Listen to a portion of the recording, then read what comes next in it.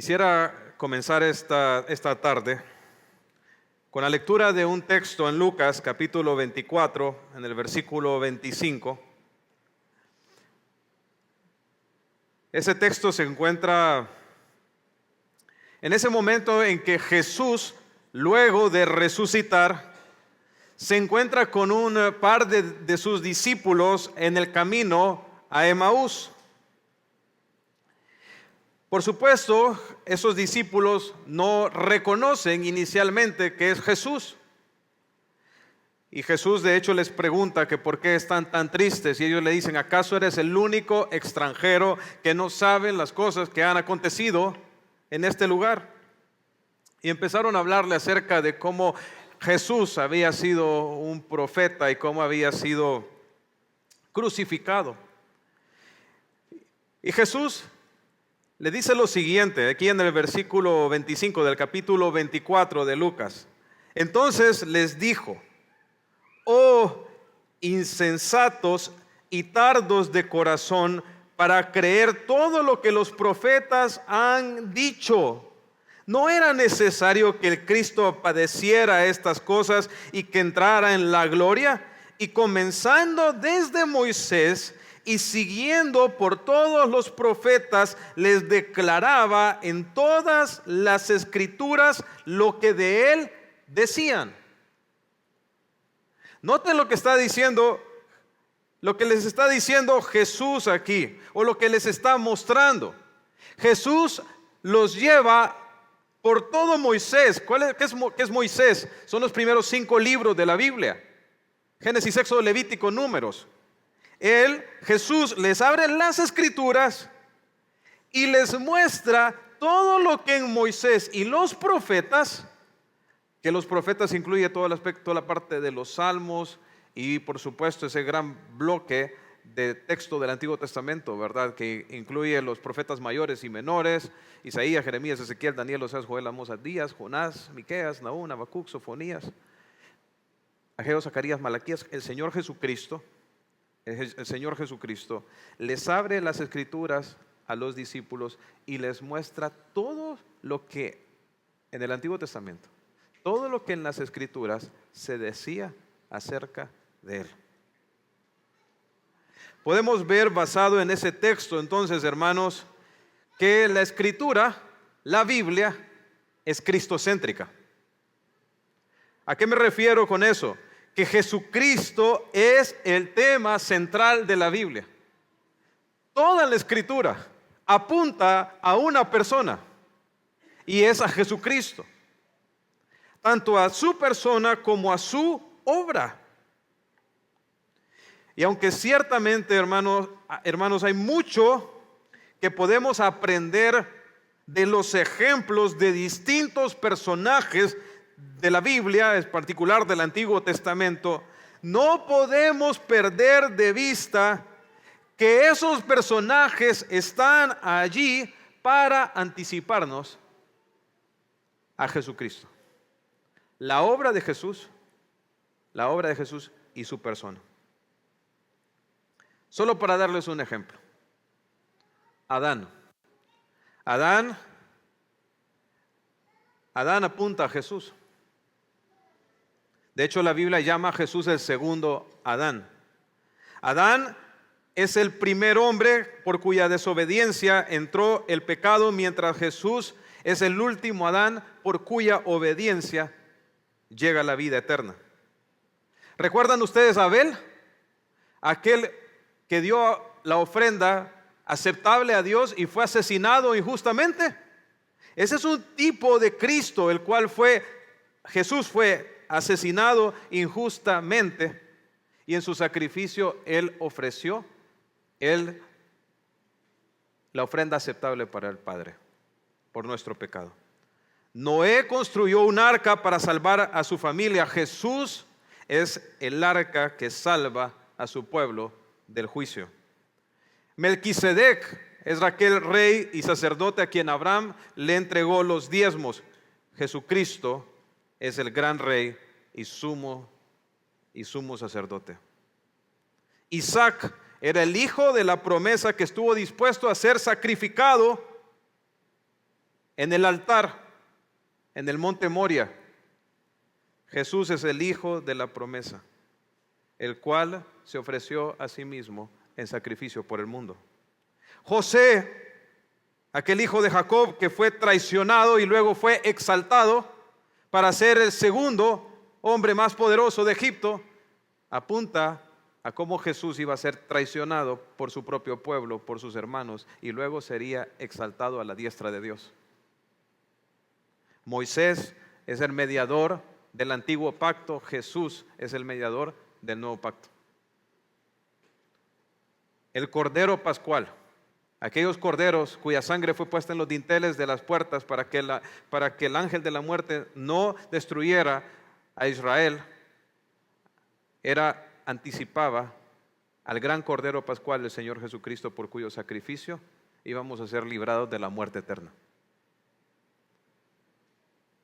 Jonás, como estuvo 3 días y 3 noches en el pez, anticipaba los 3 días y 3 noches que Jesucristo estaría en la tumba. Los sumos sacerdotes del Antiguo Testamento anticipaban al sacerdocio eterno de Jesús. El maná que descendió del cielo prefiguraba a Jesucristo, el verdadero pan del cielo. La serpiente de bronce que levantó Moisés para que aquellos que habían pecado pudieran recibir la vida, podían no morir, anticipaba el ministerio de salvación de Jesucristo. Cuando nosotros por fe le miramos a Él, entonces somos salvos. Así mismo, hermanos, el tabernáculo, el templo, los sacrificios, el ministerio de Samuel, el ministerio de los profetas, todos apuntaban, eran un tipo de Jesucristo. Y en particular,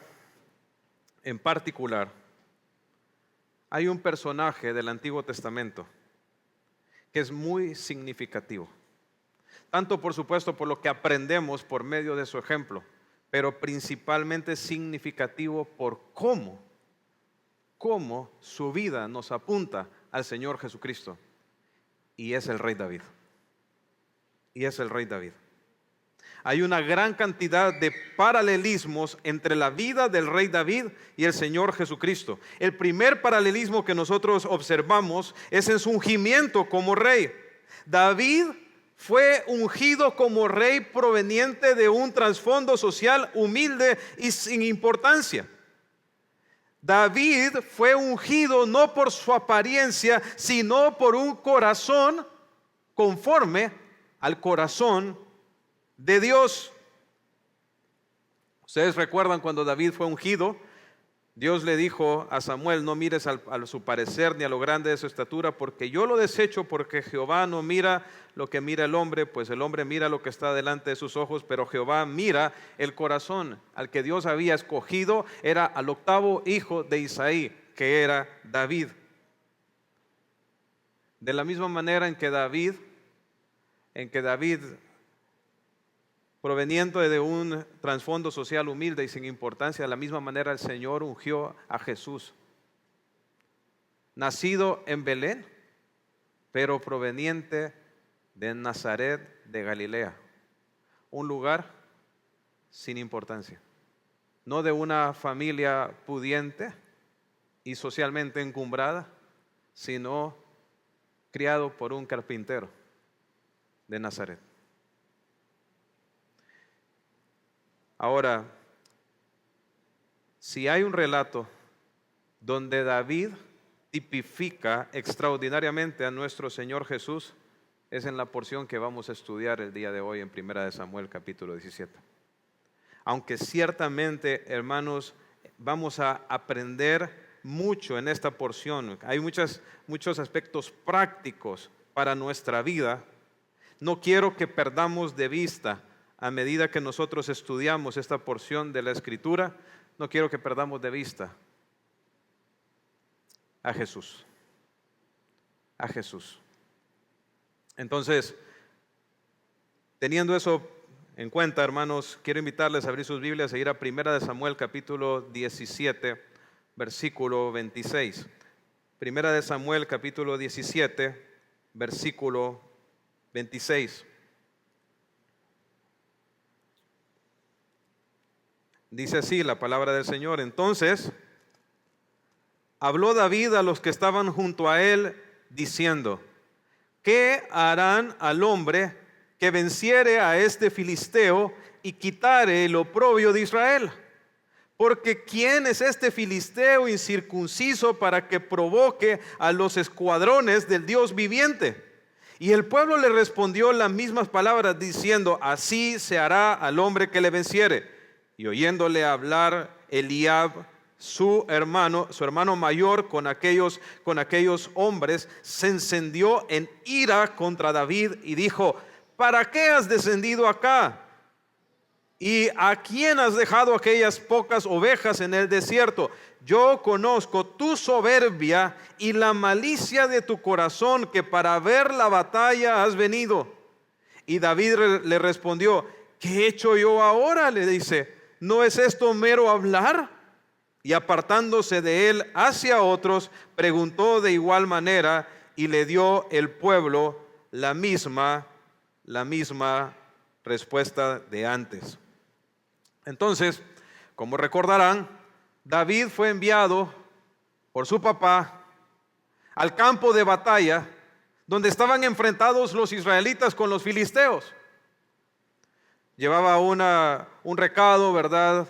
Unas cuantas cosas para sus hermanos y unos regalos para el rey. David, en obediencia a su padre, llega al campo de batalla y mira todo aquel cuadro con el cual estoy seguro que ustedes están familiarizados. El cuadro donde está este filisteo, Goliat, este gigante, saliendo a amenazar al pueblo de Dios, amenazar al ejército de Israel. Y les decía, no sé si mándenos a un soldado para que pelee conmigo. Si ustedes ganan, nosotros les vamos a servir. Si yo gano, entonces ustedes serán nuestros siervos. Y Goliat, dice la escritura, que salía tanto en la mañana como en la tarde, 2 veces al día, a hacer este acto de intimidación. Pues ya había pasado más de un mes que Goliat estaba haciendo esto. Y cuando David llega a entregar lo que su padre había mandado a sus hermanos y al rey, resulta que calza con el momento en que Goliat está saliendo a hacerle este desafío al pueblo de Israel. Y entonces es en este momento donde David comienza a indagar y a preguntar qué es lo que se le va a dar o qué va a recibir la persona que enfrente a este gigante. Por supuesto, el rey había prometido grandes riquezas, había prometido que iba a eliminar los impuestos de la casa de la familia y también que le iba a entregar a su hija por esposa.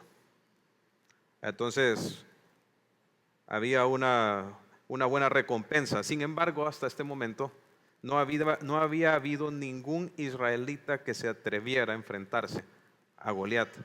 Y llega David y realmente esto le sorprende y empieza a preguntar qué es lo que se le va a hacer al hombre que venciere a ese filisteo. Y dice ahí: y quitare el oprobio de Israel. David notó que esto que Goliat estaba haciendo era una vergüenza para la nación. Eso es lo que significa oprobio, es una deshonra. Realmente lo que estaba haciendo Goliat era avergonzar, humillar al pueblo de Dios, David sabía de que si alguien se levantaba y vencía a ese gigante, esta vergüenza de Israel iba a ser quitada. Ahora David dice, porque dice él: ¿quién es este filisteo incircunciso para que provoque a los escuadrones del Dios viviente? Vemos claramente que David David no considera que Goliat es tan grande como los demás soldados y como el mismo rey Saúl lo mira. David realmente menosprecia el tamaño del gigante. Él dice: ¿quién es este filisteo incircunciso? Ahora, ¿será que David estaba lleno de autoconfianza personal? Por supuesto que no. David sabía que el problema aquí no era entre los filisteos e Israel. David sabía que el problema aquí era entre los filisteos y el Dios de Israel. Lo que estaba pasando en Israel es que los israelitas estaban mal enfocados. En lugar de poner sus ojos en el Dios grande que estaba de su lado, ellos estaban poniendo la vista en lo pequeño e insignificantes que ellos eran. En lugar de poner su confianza en Dios, ellos estaban poniendo su confianza en sí mismos. Y por supuesto, al encontrar un desafío que los sobrepasaba a ellos, eso los había llenado de temor. Sin embargo, David no se sentía de la misma manera. David, él miraba el desafío de este filisteo como algo que tenía que detenerse inmediatamente. Y más porque el desafío que este filisteo estaba llevando a cabo era contra el Dios que el Dios viviente, el Dios viviente. Ahora, cuando dice ahí viviente, hermanos, la Biblia no está poniendo esa palabra de una manera arbitraria. O sea, esto está aquí por algo. ¿Sabían ustedes que cuando un ejército en estos tiempos iba a la guerra, ellos hacían la guerra en nombre de sus dioses? De hecho, podemos ver un ejemplo en Isaías cuando llega Sennacherib, el rey de los asirios, a amenazar a Jerusalén, amenazar a Judá de destruirla. Y el embajador que mandó Sennacherib le dijo lo siguiente a los israelitas: mira que no os engañe Ezequías diciendo: Jehová nos librará. ¿Acaso librarán los dioses de las naciones, cada uno su tierra, de la mano del rey de Asiria? ¿Dónde está el Dios de Amat y de Arfad? ¿Dónde está el Dios de Sefarbaim? ¿Libraron a Samaria de mi mano? ¿Qué Dios hay entre los dioses de estas tierras que haya librado su tierra de mi mano, para que Jehová libre de mi mano a Jerusalén? O sea, ¿saben qué hace Sennacherib? Él menciona los dioses de otros territorios que él había conquistado. Él dice: ¿dónde está el Dios de Amat? Yo los conquisté. No los pudo su Dios defender. ¿Dónde está el Dios de Arfad? No lo pudo defender. Porque en ese tiempo los reyes hacían la guerra confiando en sus dioses. Por supuesto, solo hay un Dios que es el verdadero Dios, vivo y verdadero, el único Dios viviente, y ese es Jehová de los ejércitos. Los otros dioses, ¿qué son? Son vanidad, no son verdaderos dioses, son creación de hombres. El Señor reprende tanto a la nación de Israel justamente porque por la insensatez que tenían ellos de hacerse dioses, ¿verdad? Que venían y agarraban un árbol, lo cortaban, lo separaban en tres pedazos. Con una parte del árbol se hacían una mesa, con otra parte del árbol cocinaban la comida, y con otra parte del árbol ellos se forjaban un dios y lo adoraban. Es realmente insensato, hasta tonto, el hecho de que un ser humano piense que un Dios puede compararse con una imagen hecha por un hombre. Que el creador de alguna manera se puede parecer a la creación de su creación. Es imposible. Entonces, David sabía que este Goliat, este enemigo, estaba desafiando al Dios viviente, al único Dios verdadero.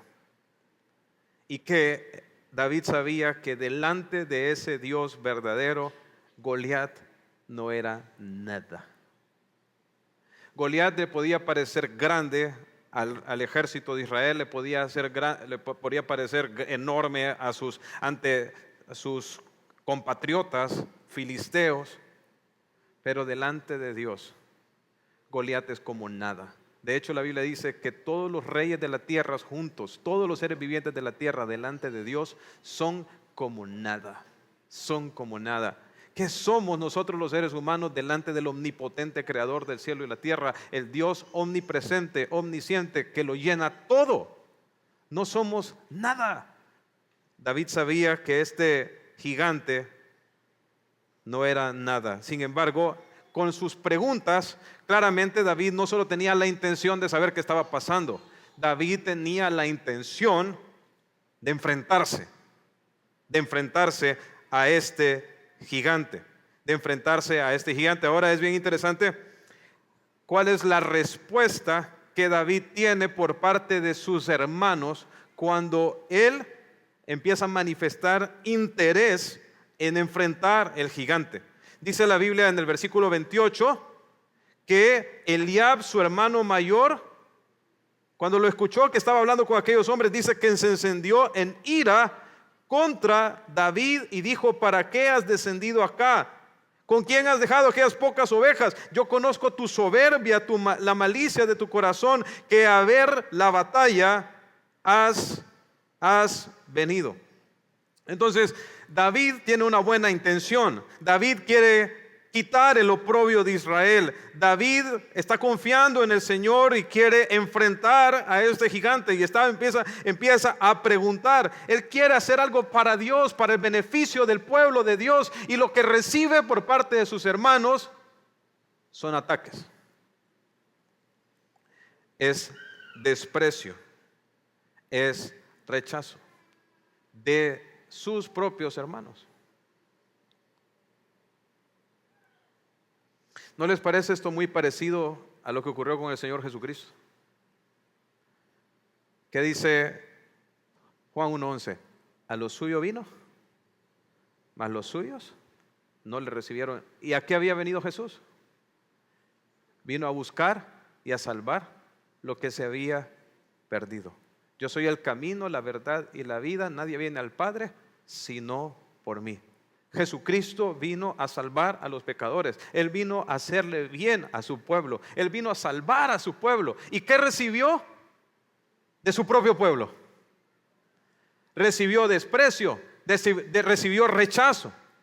Incluso lo crucificaron. Esa fue la respuesta que Jesucristo recibió por hacer la voluntad del Padre. Y saben, muchas veces es lo mismo que ocurre cuando nosotros queremos hacer la voluntad de Dios. Recibimos desprecio, recibimos críticas. ¿Saben lo más triste es? Lo más triste no es recibir rechazo, no es recibir críticas, molestias de los de afuera, sino de los de adentro. Este era el propio hermano de David, el hermano mayor. Ahora, ¿por qué creen ustedes que Eliab, el hermano mayor de David,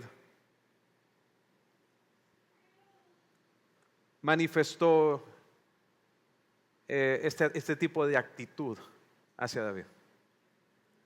Ustedes recuerdan cuando Samuel llegó a ungir al que iba a ser el siguiente rey de Israel y llegó a la casa de Isaí. ¿A quién le presentó Isaí primero de todos? Eliab. ¿Y se acuerdan cuál fue la reacción de Samuel? Inicialmente dijo: este es. Este es alto, es bien parecido, se parecía a Saúl. Este es. ¿Y qué dijo el Señor? Yo lo desecho. Este no es. Ahora, 3 de los hermanos de David, los mayores, estaban en el campo de batalla. Eliab estaba ahí. Eliab sabía que David era el que Dios había ungido de entre todos sus hermanos y que él había sido dejado del lado. ¿Y de qué se había llenado el corazón de Eliab? De celos y de envidia. Tristemente, muchas veces cuando como creyentes queremos hacer proyectos para la gloria de Dios, queremos enfrentar el mal, queremos hacer algo para la gloria de Dios, muchas veces enfrentamos oposición dentro de nuestros mismos hermanos que sienten celos por la gracia que se nos ha sido otorgada. Hermanos, miren, si Dios le da una gracia especial a uno de ustedes, ¿cómo me debería sentir yo? Si Dios los usa a ustedes de una manera poderosa, si el Señor le da, no sé, un don de enseñanza, un don de predicación, o le da un don de evangelismo, o un don particular, y Dios se manifiesta poderosamente a través de su vida, ¿cómo debería sentirme yo como hermano suyo? Feliz, gozoso. ¿Debería yo de empezar a criticarlo, a difamarlo, a hablar mal con los demás hermanos y decir, es que, mira, es que usted no sabe las intenciones, es que es un orgulloso que quiere siempre promoverse a sí mismo? Literalmente pueden ver aquí cómo los hermanos de David están juzgando incluso el corazón de David. ¿Qué están diciendo? Está lleno de malicia.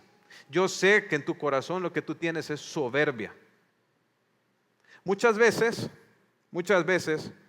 cuando el Señor empieza a usar a una persona poderosamente o manifiesta su gracia de una manera especial en la vida de una persona, a veces en lugar de gozarnos por eso, nuestro corazón se llena de envidia.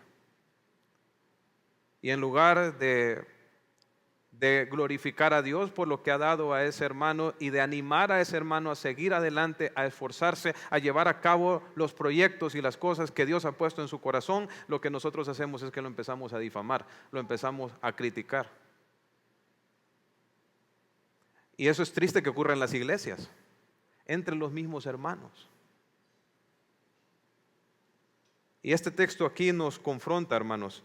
Y ustedes recuerden que eso fue exactamente lo que ocurrió con el Señor Jesucristo. Cuando Jesucristo empezó a ser popular y las grandes multitudes le rodeaban, ¿cuál fue la actitud de los fariseos y los escribas? Molestia, murmuración, rechazo. ¿Por qué? Porque estaban celosos. Tenían celos. Hermanos, ¿cómo debemos responder nosotros cuando Dios le da una gracia especial a alguien? Cuando alguien se propone hacer algo para Dios, ¿qué debemos hacer nosotros? ¿Animarlo? ¿Orar por él? Gozarme de lo que Dios está haciendo a través de su vida. Ahora, es cierto que Saúl había prometido un gran premio para el que enfrentara a Goliat, pero David no estaba motivado por ese premio. David, podemos ver que su principal preocupación era la gloria de Dios. Él dijo, ¿quién es este filisteo incircunciso para que provoque a los escuadrones del Dios viviente? Más adelante, cuando David comienza a hablar con Goliat y tienen esa interacción de palabras ahí, podemos ver que el propósito de David no era enaltecerse, exaltarse él mismo. Dice, por ejemplo, en el versículo 46, Jehová te entregará hoy en mi mano, yo te venceré, te cortaré la cabeza y daré hoy los cuerpos de los filisteos a las aves del cielo, a las bestias del campo y toda la tierra sabrá que hay Dios en Israel, y sabrá esta congregación O sea, está hablando de todo lo que estaban ahí agrupados, los israelitas en principal, que Jehová nos salva por espada y con lanza, porque de Jehová es la batalla. Él os entregará en nuestras manos. David estaba enfocado en la gloria de Dios. Hermanos, en las cosas que nosotros hacemos, nosotros debemos estar preocupados por una sola cosa: que Dios sea glorificado. ¿Saben qué es el pecado? Es no dar gloria a Dios en lo que hacemos. Dios le dio su palabra a Adán, y en la medida en que Adán se mantenía en obediencia a la palabra de Dios, él estaba glorificando a Dios. ¿Cuándo es que dejó de ser glorificado Dios? En el momento en que Adán le desobedeció. Entonces, nuestro enfoque en la vida, hermanos, debe estar en glorificar a Dios en todo lo que hacemos, en nuestra casa, en nuestra vida, en nuestra familia. En todo debemos estar enfocados en la gloria de Dios, en la gloria de Dios. Ahora, del versículo 31 al versículo 47, nosotros vemos la fe de David. Vemos su confianza en el Señor. Miren el versículo 31. Fueron oídas las palabras que David había dicho y las refirieron delante de Saúl, y él lo hizo venir. O sea, Saúl escuchó y mandó a llamar a David, y dijo David a Saúl: no desmaye el corazón de ninguno a causa de él, o sea, a causa del filisteo, de Goliat. Tu siervo irá y peleará contra este filisteo. Dijo Saúl a David: no podrás tú ir contra aquel filisteo para pelear con él, porque tú eres muchacho y él un hombre de guerra desde su juventud. David respondió a Saúl: tu siervo era pastor de las ovejas de su padre, y cuando venía un león o un oso y tomaba algún cordero de la manada, salía yo tras él y lo hería y lo libraba de su boca. Y si se levantaba contra mí, yo le echaba mano de la quijada y lo hería y lo mataba. Fuese león, fuese oso, tu siervo lo mataba. Y este filisteo incircunciso será como uno de ellos, porque ha provocado al ejército del Dios viviente. Añadió David: Jehová me ha librado de las garras del león y de las garras del oso, y él también me librará de la mano de este filisteo. Y dijo Saúl a David: ve, que Jehová esté contigo. Y Saúl vistió a David con sus ropas, puso sobre su cabeza un casco de bronce y le armó de coraza, y ciñó David su espada sobre sus vestidos y probó a andar, porque nunca había hecho la prueba. Y dijo David a Saúl: yo no puedo andar con esto, porque nunca lo practiqué. Y David echó de sí aquellas cosas y tomó su cayado en su mano y escogió 5 piedras lisas del arroyo y las puso en el saco pastoril, en el zurrón que traía, y tomó su honda en su mano y se fue hacia el filisteo. Y el filisteo venía andando y acercándose a David y su escudero delante de él. Y el filisteo venía andando y acercándose a David y su escudero delante de él. Y cuando el filisteo miró y vio a David, le tuvo en poco, porque era muchacho y rubio y de hermoso parecer. Y dijo el filisteo a David: ¿soy yo perro para que vengas a mí con palos? Y maldijo a David por sus dioses. Dijo luego el filisteo a David: ven a mí y daré tu carne a las aves del cielo y a las bestias del campo. Entonces dijo David al filisteo: tú vienes a mí con espada y lanza y jabalina, mas yo vengo a ti en el nombre de Jehová de los ejércitos, el Dios de los escuadrones de Israel, a quien tú has provocado. Jehová te entregará hoy en mi mano, y yo te venceré y te cortaré la cabeza, y daré hoy el cuerpo de los filisteos a las aves del cielo, a las bestias de la tierra, y toda la tierra sabrá que hay Dios en Israel, y sabrá toda esta congregación que Jehová nos salva con espada y con lanza, porque de Jehová es la batalla, Él os entregará en nuestras manos. Entonces, primeramente, hermanos, vemos en este texto la humildad de David. ¿Cómo? En su trato para con Saúl. ¿Saben? Una de las cosas que exponía el desafío de Goliat era la incredulidad y la cobardía de los israelitas. Sí, ¿verdad? ¿Por qué? Porque ninguno de ellos se atrevió a enfrentarlo. Exponía la cobardía del pueblo, pero en particular exponía la cobardía de Saúl. Era el rey de Israel. Era el que Dios había puesto para ser pastor de esta nación. ¿Y dónde estaba Saúl? Muerto de miedo. Ahora, cuando Saúl llama a David, entonces David le responde a Saúl de una manera áspera, ¿no es así? Oh rey, eres un cobarde. No, le dice, no desmaye de tu corazón y ninguno a causa de él, tu siervo irá. ¿Quién había sido ungido ya para este momento como rey de Israel? David. Y David vio en esto una razón para menospreciar a Saúl. No. Vemos que David era humilde. Era humilde. Entonces, vemos por un lado la humildad de David. También vemos en David la intención que tiene él para combatir el mal. Él le dijo a Saúl, tu siervo irá. Yo me voy a enfrentar a él.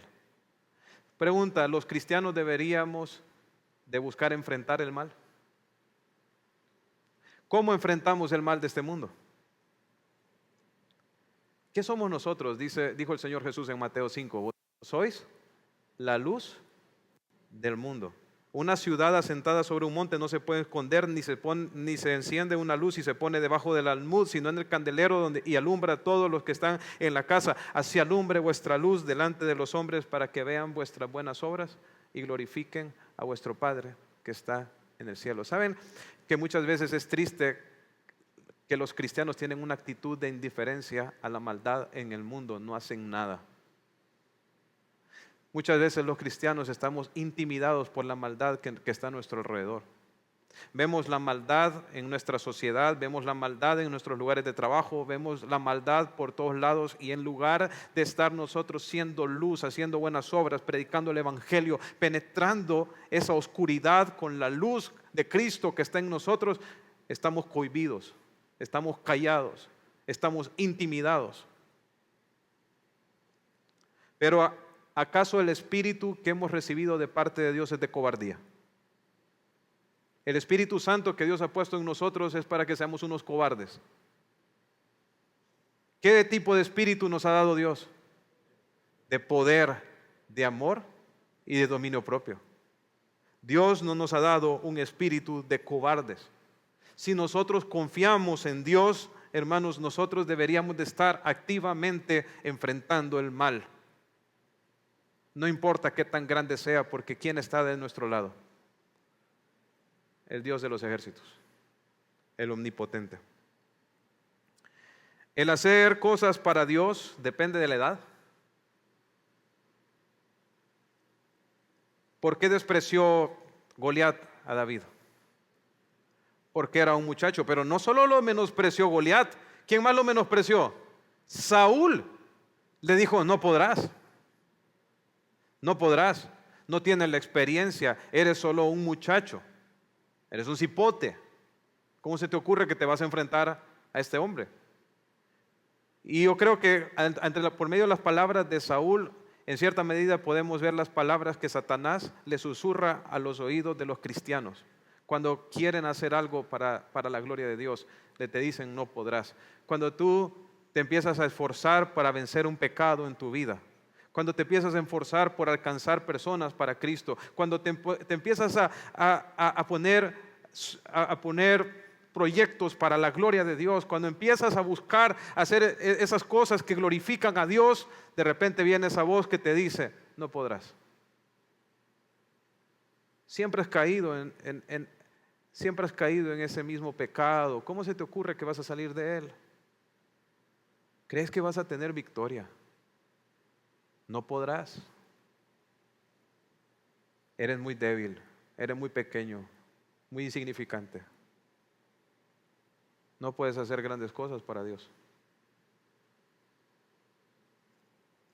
Pero no hay que escuchar no hay que escuchar esos comentarios, hermano, esas voces.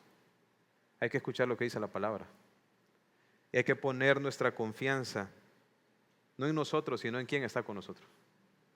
Si Dios es por nosotros, ¿quién contra nosotros? Ahora, ¿saben que David había experimentado el poder de Dios en su vida cotidiana? A veces pensamos que ocupamos al Señor hasta que nos enfrentamos a un enemigo grande. Pero realmente nosotros aprendemos a confiar en el Señor, en los enemigos que enfrentamos en nuestra vida cotidiana. David, como el menor de los hermanos de su papá, lo había escogido para que él fuera y cuidara las ovejas. Era un pastor de ovejas. Y hay, hermanos, había de pastores a pastores, ¿verdad? Pero podemos ver en este texto que David era un pastor bien comprometido. Dice el texto que cuando venía un oso o un león y tomaba a una oveja, ¿qué hacía David? Lo seguía. Les hago una pregunta, ¿harían eso ustedes? Bueno, mi vida o esa oveja. Bueno, no, que se vaya la oveja. Que se vaya la oveja. Pero David había recibido de su padre terrenal la responsabilidad de cuidar estas ovejas. Pero él sabía que siendo fiel en el cuidado de las ovejas, siendo fiel en su obediencia a su padre terrenal, él estaba glorificando a su Padre celestial. Y que si en hacer la voluntad de su Padre celestial él era fiel en el cuidado de las ovejas, el Señor lo iba a respaldar e iba a estar con él en cualquier dificultad que él pudiera enfrentar, incluso si era una batalla con un león o con un oso, cuando quería tomar una de esas ovejas. Y ahí, en esos momentos, se probó la fe de David.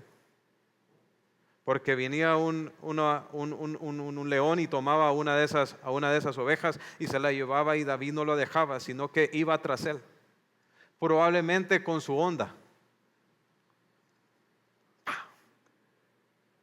Y lograba que el animal soltara a la oveja. Pero ¿qué hacían estos animales hambrientos y feroces? Se venían contra él. ¿Y qué hacía David? Dice que lo tomaba y lo mataba. Ahora, David en ningún momento dice aquí en el texto de que él lograba hacer eso por su poder, porque él era hábil con la honda, porque él era muy bueno con su bastón. Dice que él pudo hacer eso porque Jehová le había dado la fuerza, porque Jehová lo había librado. Por eso es que él podía derrotar al león y podía derrotar al oso. Él experimentó el poder del Señor en su vida cotidiana. Y noten, entonces, lo que estaba haciendo David era trasladando lo que él había aprendido allá en el campo como pastor de ovejas, lo estaba aplicando al campo de batalla. Así como él había defendido con todo a las ovejas, ahora él tenía que defender a las ovejas de Israel, al pueblo de Israel. Lo que él había aplicado con ovejas, ahora tenía que aplicarlo con personas. Y así como cuidando ovejas se había venido un león y oso, ahora cuidando este pueblo se le venía un gigante. Y de la misma manera como él había experimentado el poder de Dios para guardarlo y defenderlo cuando cuidaba a las ovejas, él sabía que el Señor iba a cuidar y defenderlo al cuidar a las personas.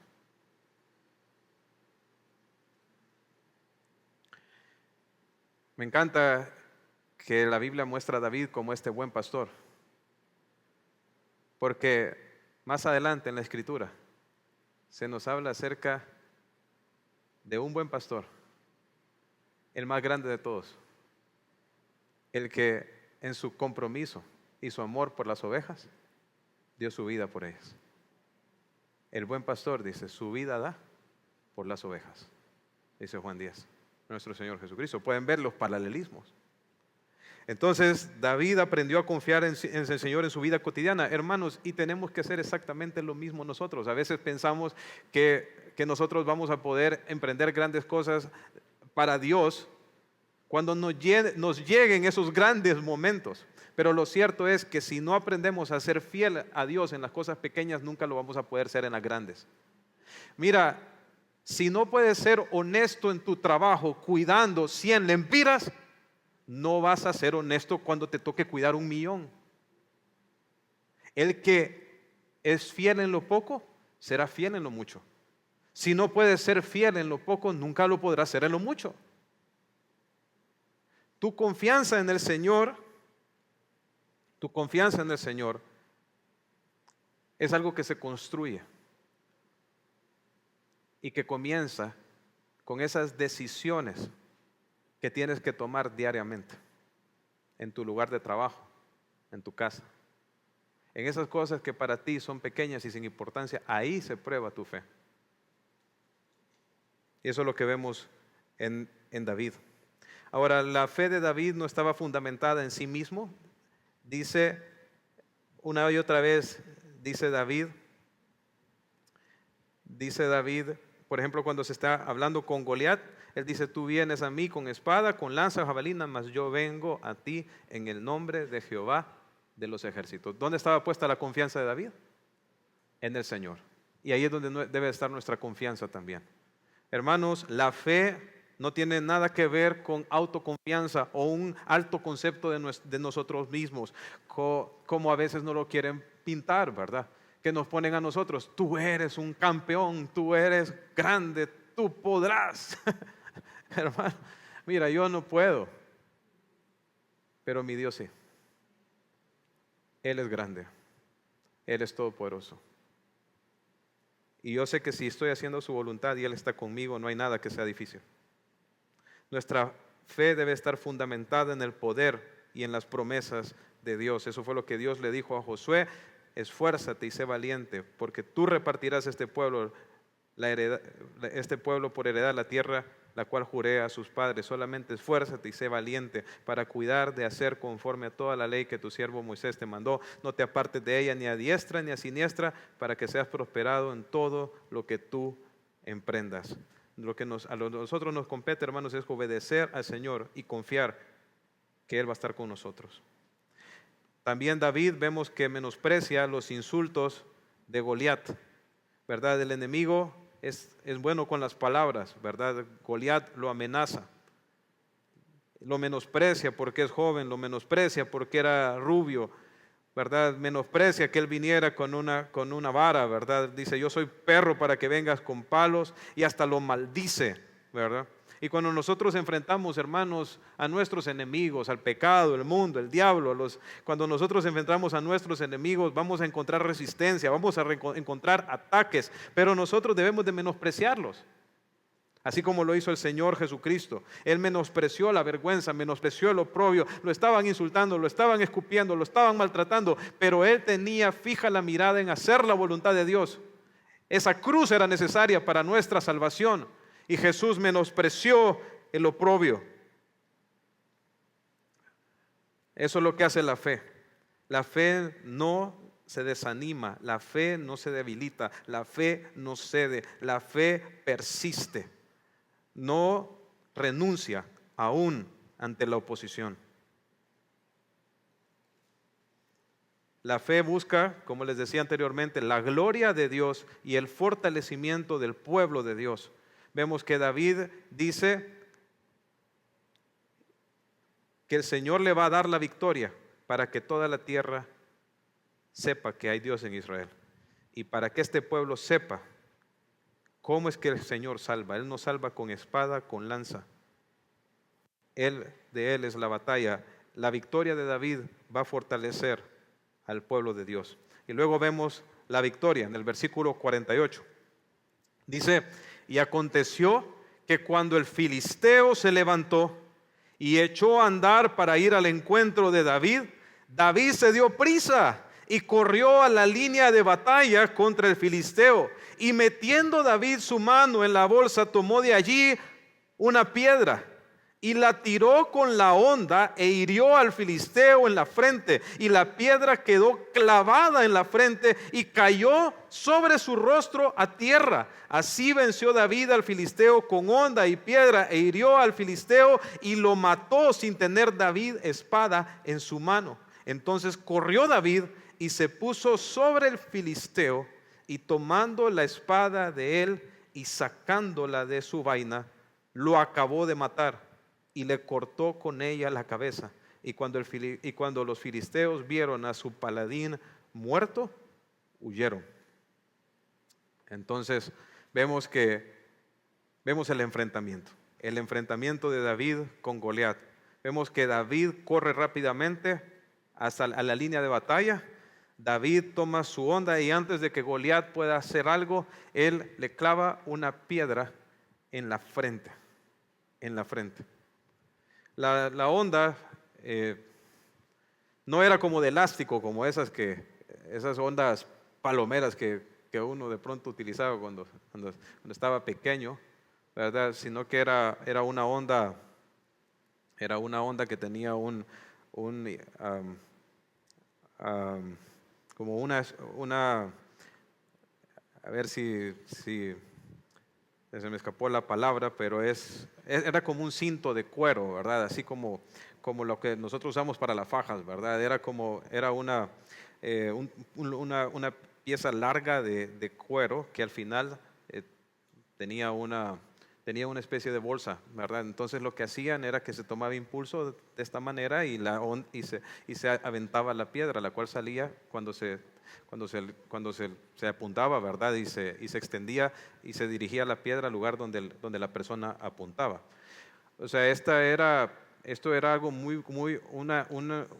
un arma que utilizaban mucho los pastores. Incluso en algunos ejércitos habían honderos, ¿verdad? O sea que este es un tipo de arma que no era del uso exclusivo de David. O sea, era algo con el cual muchas personas estaban familiarizadas, ¿verdad? Y era el arma que él podía usar. O sea, Saúl trató de ponerle toda aquella gran armadura, pero él nunca había practicado, ¿verdad?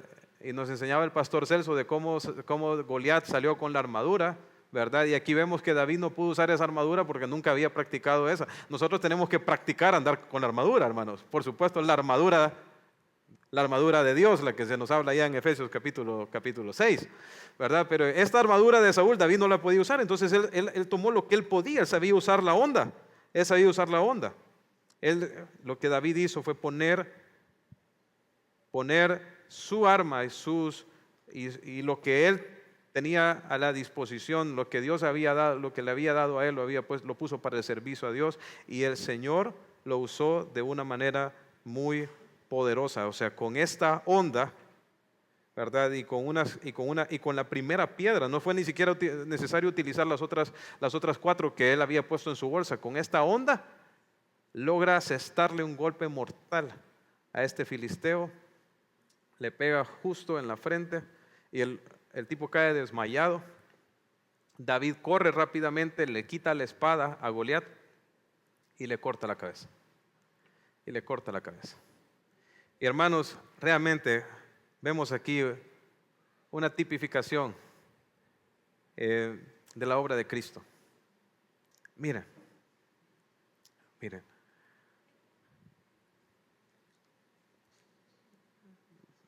David venció a Goliat con el instrumento que podríamos decir, un método aparentemente débil e insignificante, en comparación con la lanza, la espada y el escudo que traía Goliat. Aparentaba como que él iba a perder. Ahora bien, ¿con qué instrumento mató Jesús a la muerte?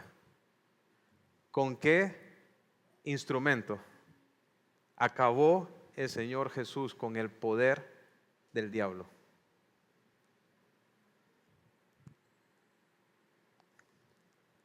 con la muerte. Piensen, cuando los enemigos de Jesús lo mataron, ¿qué pensaron? Pensaron que habían ganado. Pero con su muerte, Jesús estaba venciendo. Escuchen bien, hermanos. Jesús venció a la muerte con la muerte, con su muerte. O sea, Jesús mató al gigante con su propia espada. Él mató al gigante, a la muerte, con su propia arma, que era la muerte misma. ¿Saben aquí en David? Vemos en cierta medida un ejemplo de lo que nuestro Señor Jesucristo hizo. Ahora, cuando nosotros leemos esta historia, a veces nosotros pensamos que nosotros somos David en este relato. Yo soy el pequeño que va a derrotar al gigante. Pero lo cierto, hermanos, ¿quiénes eran los que estaban sometidos bajo el poder del diablo, del pecado y del temor a la muerte? ¿Quiénes eran los que no podían escaparse de su intimidación y su dominio? Nosotros. ¿Saben en esta historia quiénes somos nosotros? Nosotros somos el pueblo de Israel. ¿Sabe usted quién es David? Es nuestro Señor Jesús, que enfrentó al gigante y lo venció. Ahora, pero la cosa no se queda ahí. ¿Qué ocurrió una vez que David mata a Goliat? Dice en el versículo 52, levantándose luego los de Israel y los de Judá, gritaron y siguieron a los filisteos hasta llegar al valle, hasta las puertas de Crón, y cayeron los heridos de los filisteos por el camino de Saharim hasta Gat y Ecrón. O sea, ¿qué pasó con la victoria de David? Hizo que el pueblo se levantara. Aquel pueblo que estaba sometido, que estaba en oprobio, que estaba intimidado, hizo que aquel pueblo se levantara y se alzara contra los filisteos y acabaran con ellos. Hermanos, ¿saben por qué como creyentes nosotros podemos enfrentar el mal de este mundo? ¿Por qué nosotros vamos a la guerra contra la oscuridad? Porque nuestro capitán, nuestro Señor Jesucristo, ya enfrentó al gigante y lo derrotó. Y como Él lo derrotó, entonces nosotros nos alzamos en armas para ir en contra de la maldad. Dice que el pueblo se levantó y volvieron los hijos de Israel de seguir tras los filisteos, se saquearon su campamento. Y David tomó la cabeza del filisteo, la trajo a Jerusalén, pero las armas de él las puso en su tienda. Y cuando Saúl vio a David que salía a encontrarse con el filisteo, dijo a Abner, general del ejército: Abner, ¿de quién es hijo ese joven? Y Abner respondió: vive tu alma, oh rey, que no lo sé. Y el rey dijo: pregunta de quién es hijo ese joven. Y cuando David volvía de matar al filisteo, Abner lo tomó y lo llevó delante de Saúl, teniendo David la cabeza del filisteo en su mano, y le dijo Saúl: muchacho, ¿de quién eres hijo? Y David respondió: yo soy hijo de tu siervo Isaí de Belén. Claramente Saúl reconoce lo que David acababa de hacer, pero poco más adelante Saúl va a empezar a llenarse de celos y por causa de David, y va a tratar de matar a David. Ahora, ¿de dónde dice aquí que era David? De Belén. Porque tú, Belén Efrata, dice, de ti saldrá el guiador que apacentará a mi pueblo Israel. De ahí, de Belén, iba a salir unos cuantos años después aquel que no solo iba a ser el Salvador de Israel, sino el Salvador del mundo, nuestro Señor Jesucristo. Vamos a orar, hermanos. Señor, te doy gracias por esta historia tan maravillosa y el ejemplo de fe que encontramos en el rey David. Pero principalmente te quiero dar gracias, Señor, por cómo vemos a Jesucristo en este pasaje. A nuestro victorioso Rey que descendió del cielo, que habitó entre nosotros y que por su obediencia perfecta y su muerte sacrificial venció una vez y para siempre a Satanás, al pecado y a la muerte. Gracias, Señor, por nuestro gran libertador que nos ha rescatado del pecado, de las tinieblas y de la condenación, y que nos ha dado libertad para que ahora nosotros podamos salir y hacer el bien, vivir una vida renovada. Gracias, Señor, por la victoria de tu Hijo. Te alabamos en el nombre de Jesús. Amén.